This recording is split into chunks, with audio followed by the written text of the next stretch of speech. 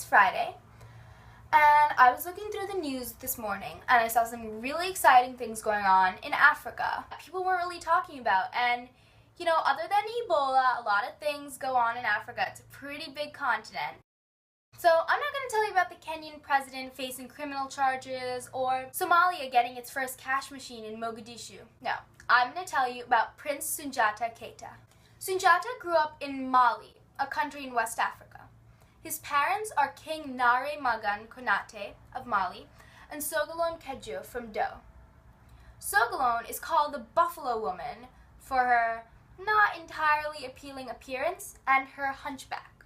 So why would a king who can have any bride he wants pick her? Short answer, fate. Long answer, it was prophesied that if Nare Magan married a hideous woman, this hideous woman, that the son that he had with that woman would be the savior of Mali and would make Mali eternal. That's kind of a big deal. More importantly, a big deal that would make Nare Magan's legacy live on. Which is preferable. So this woman arrives with 2 hunters and they present her to the king. He agrees to marry her, but something is wrong. The Buffalo Woman doesn't exactly want to consummate the marriage. So night after night, he tries to get her in the mood, but to no avail. One night, he crept out of bed when no one else was awake and spread some sand on the floor. The king began tracing mysterious signs in the sand. He traced, effaced, and began again. Sogolon was awake at this point and became curious of what the king was doing. She started watching him. All of a sudden, the king jumps up, grabs his sword, and was all like, Sogolon, I gotta sacrifice you to the greatness of the house. The blood of the virgin of the tribe of Conde must be spilt. Forgive the hand which is going to shed your blood. Okay. So Sogolon fainted, and instead of killing her, the king decides that now is the right time to consummate his marriage. Not very romantic. 9 months later, Sogolon gave birth to a boy, whom the king named Magan, after his father, and Sundjata, after his mother. You're probably thinking, why am I telling you about Sundjata? What's important about this? What about him? Calm down, I'll get there. So this kid, Magan Sundjata, what a mouthful. He wasn't exactly the typical prince. At the age of 3, all the other kids were running around, having fun, and he was still crawling on his hands and knees. And he was lazy, like lazier than me, and that's saying something. He spent all day sitting and crawling around from calabash to calabash, looking for food to eat. Maybe it is because he spent his time listening to adults talking instead of running around like the other kids.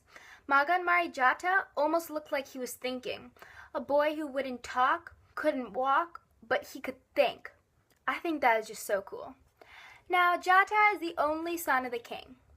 The king's first wife's name is Sasuma Berete, and their son is Dankaran Tuman. Unlike Sogolon, Sasuma is a beautiful woman.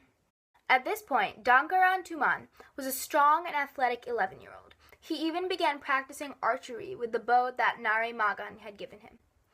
But back to Sasuma, the king's first wife. Her morals aren't as admirable as Sogolon's.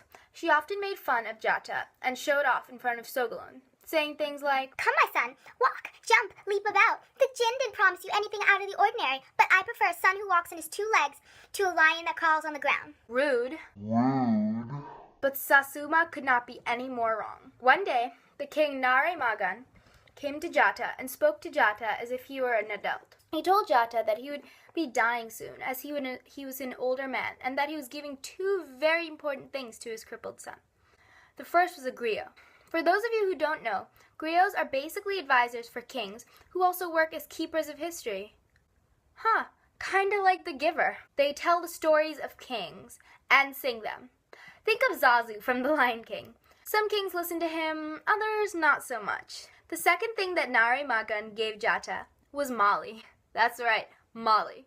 Even though Jata wasn't the oldest son or the most athletic, etc., when the king passed away, who do you think became king? Dankaran Tuman, the son of Mama Mini. None of the council, except Jata's griot, thought that Jata was fit to be a king because he still crawled around instead of walking. And just like Sasuma, they could not be any more wrong.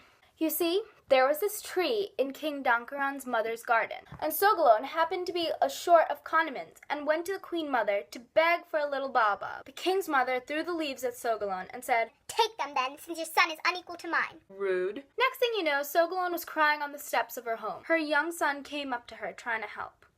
But Sogolon lashed out at the prince. She slapped him with a piece of wood, then broke down crying again. Jata took the piece of wood away gently, listening to his mother screaming. She sharply asked him when he would walk. Why was she being punished? Why would fate let this happen? Now, this is when things get really crazy. Jata spoke up, puffed out his chest, and said, "Very well then, I'm going to walk today." He told a servant to go to the blacksmith and ask the blacksmith to make the heaviest possible iron rod. Then Jata turned back to his mother and asked his mother whether she would like the leaves of the baobab or the whole tree. Sogolon was still overwhelmed with her emotions, so she told him she wanted the tree with its roots at her feet in front of the hut. 3 servants brought Jata a huge iron rod, and the townspeople were following the servants to see what was going on. Prince Jata dragged himself over to the iron rod using his arms, which gotta be like the size of the rocks at this point, because he's been dragging himself like this his whole life. He grabs the iron rod with one hand and pulled himself up using both hands, and then he walks. He's never walked before. He just decides to walk and does it. He strolls over to the baobab tree. And remember, it's not like some twiggy thing. This is a monster tree. Jata ripped it out of the ground and carried it back to his mother and throws it in front of her hut. How do you even do that? He's like a freaking Malian Hulk. So, you'd think that after all of that, they would kick Susuma's son out of office and bring Jata back to his rightful place, now that he has proved he is strong enough? Wrong.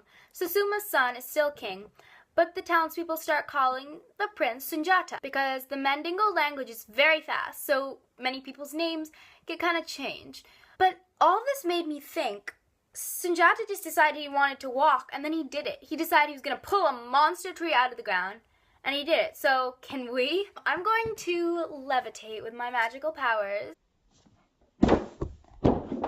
Evidently, that is a power that only Malian princes have. Alright guys, that's it for today. Remember to give this video a comment, a thumbs up, and subscribe. Until next time!